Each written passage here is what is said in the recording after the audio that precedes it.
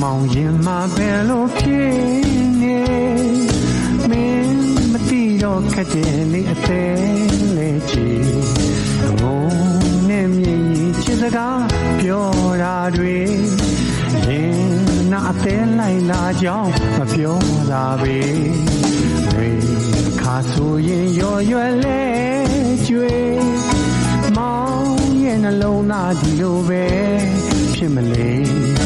နေနဲ့ပတ်သက်လာတော့အခက်ဖြာဝေးလွယ်လေးနဲ့သူကအမုန်းကဘာမကြည့်ဘာကြောင့်ချစ်ကမုန်းတာလဲ